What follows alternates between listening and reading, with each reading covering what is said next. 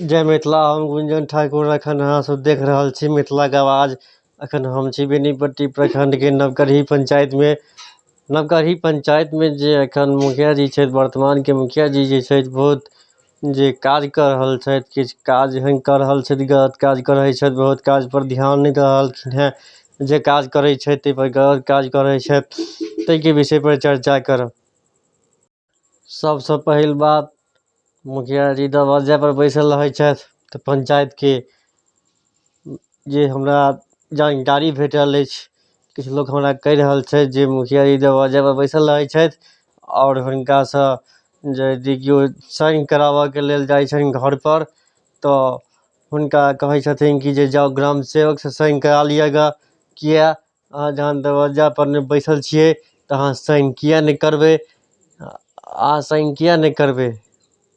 दोसर बात, वर्तमान मुखिया जी जखन से कार्यकाल में छथि, शपथ ग्रहण लेलाके बाद नवगढ़ी पंचायत के वार्ड नंबर 9 के जे जल नल योजना छै, एक तरह सरकार कहि रहल छै जल नल योजना हर घर में जल के पानी पहुँचेबाक सरकार की योजना छै, जाहिमे किछु ग्रामीण और किछु एहिठिना वार्ड सदस्य जे नल जल पर काज करै छथि, और जे मुखिया जी सेहो बहुत चीज पर ध्यान नहि दऽ रहलखिन हेँ। हमरा जे जानकारी अछि हम जे देख रहल छियै, जहिया से मुखिया जी एहिठिना शपथ ग्रहण केलखिन हेँ, शपथ ग्रहण केलाके बाद अखन धरि ओहि वार्ड नंबर 9 के जल नल के पानि एखन धरि बंद पड़ल अछि।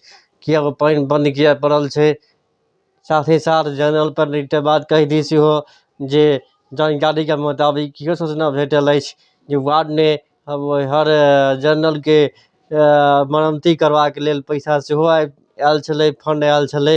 ओहि फंड के तऽ पैसा आयल छल, जतेक आयल छल ओ मुखिया जी के जानकारी में छनि। ओ कते पाइ एलैया, ओ कतऽ गेलै पैसा, ओ पैसा उठलाके बाद ओकर रिपेयरिंग के काज किया नहि भेलैया, ओहि चीज के जानकारी किया नहि दऽ देलखिन हेँ, ओकर काज किया नहि भऽ रहलैया, ओहि चीजक जवाब पंचायत के मुखिया जी के देबऽ पड़तनि। जे जबकि जानकारी के मुताबिक जे पैसा सेहो उठि चुकल अइ तऽ पैसा गेलै कतऽ, एहि चीजक जानकारी हमरा चाही। जो पंचायत में पैसा उठलै तऽ पैसा उठलै तऽ गेलै कतऽ। ई कोनो एकटा वार्ड के समस्या नहीं छै, लगभग लगभग बहुतो वार्ड के एहन समस्या छै जाहि पर जल नल के बहुत जे छै से अहाँके गलत काज भऽ रहल अछि। कतौ पानि लीकेज अछि, कतौ वार्ड सदस्य के कहल जाइ छनि तऽ ओ कहै छथिन जे कऽ देबै लेकिन ओकर ध्यान देबऽवला केओ नहि छथिन। किया नहि छथिन ध्यान देबऽवला, कतऽ गेलखिन। पानि जहाँ तहाँ अनेरे बहैत रहै छै, पाइप लीकेज छै, ओहि पाइप के मरम्मती करऽवला कतऽ गेलै वार्ड सदस्य, कतऽ गेलै मुखिया, ओहि चीज के देखऽवला के छै। किया नहि देखा रहल छै, जहाँ तहाँ वार्ड बाइ वार्ड जतऽ जहाँ तहाँ नजर अबैत अछि, जो नजर पड़ैया जे पानि अनेरे बहि रहल छै, पाइप लीकेज छै, कतौ नल टूटि गेलै, नल लगाला देखऽवला नहि छै, अनेरे पानि कतौ बहि रहलैया। कतौ ठिना लोक लकड़ी तकड़ी नल में ठूसि के रखने छै, किया ओहिठाम नल किया नहि लागि रहल छै, नल के तोड़लकै, ओकर ओहि आदमी के पकड़ू, किया तोड़ै छै, ई चीज के जानकारी प्राप्त करू। ओ के तोड़ैया ओकरा पकड़ू, ओ केहन के ओहन आदमी नल के तोड़ि रहल अछि, अगर तोड़ैया फेर ओकरा सही करवायल जाय और ओहि आदमी के पकड़ि के ओकरा सजा देल जाय।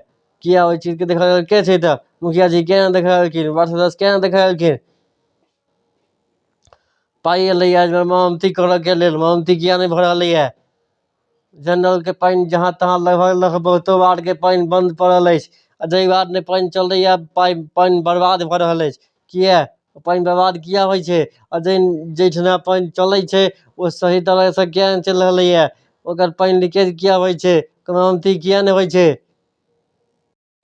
एहन बहुतो काज छै जाहि पर ने मुखिया जी के नजर नहीं आबि रहल अछि। किया नजर नहीं दै छथिन।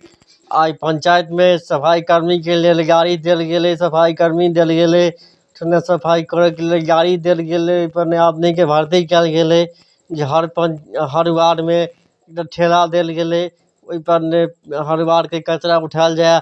और पंचायत में एकटा मयूरी गाड़ी देल गेलै जे हर वार्ड के जे ठेला देल गेल छै ताहि के कचरा ओहि गाड़ी में डालला के बाद ओकरा एक जगह पर राखल जाय।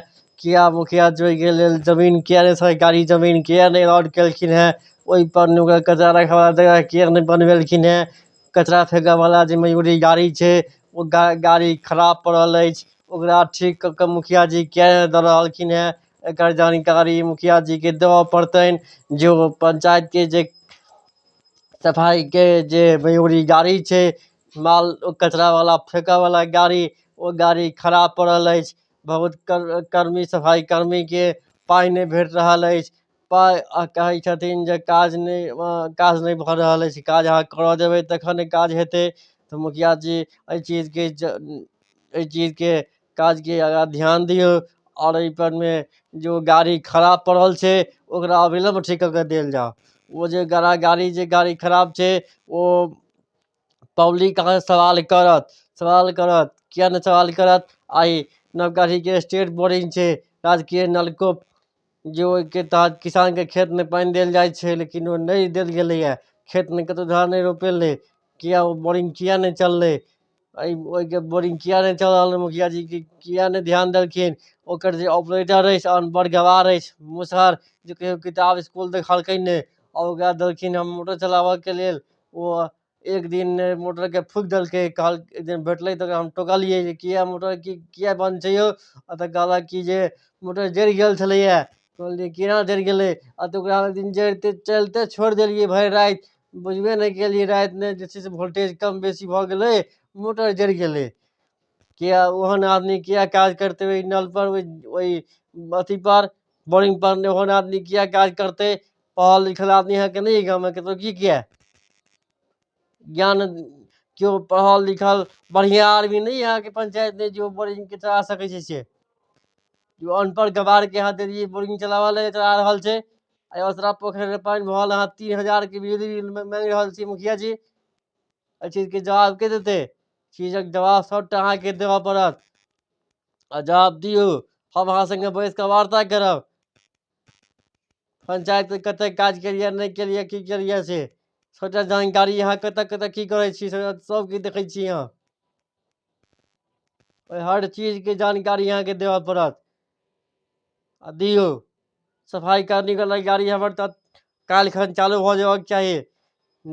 बोरिंग सेहो कहाँ दन के चालू भेल है। ओहि बोरिंग पर वही आदमी के हटा कर, जे आदमी के यहाँ देने छियै वही आदमी के नहीं रह देब हम, ओहि पर विरोध करब। वही आदमी के नहीं रखा के हमरा, बढ़िया आदमी के दियौ, जे बोरिंग के सही ढंग से चला सकै छै। जो मोटरे के जहन जा आते तहन ओ कोन आदमी भेलै, ओकरा ठीक करऽ वाला के फेर यहाँ पाइ देबै ओकरा ठीक वाला नहीं देबै। हर चीज में सरकार के दोषी हम नहीं देब, दोषी मुखिया जी के देबै। सरकार हर चीज में दोषी नहीं छै कतौ। सरकार के दोषी जैसन छै तऽ सरकार के दोष हम दै छियै, लेकिन एतऽ अहाँके दोष अछि। पंचायत में अहाँ काज करै छियै, अहाँ केना काज करै छियै नहीं करै छियै चीज के जानकारी हमरा पास अछि। तैं काज पर ध्यान दियौ। हम गुंजन ठाकुर, आइ एतबे बात के साथ मिथिला के आवाज संग नवगढ़ी बेनीपट्टी मधुबनी।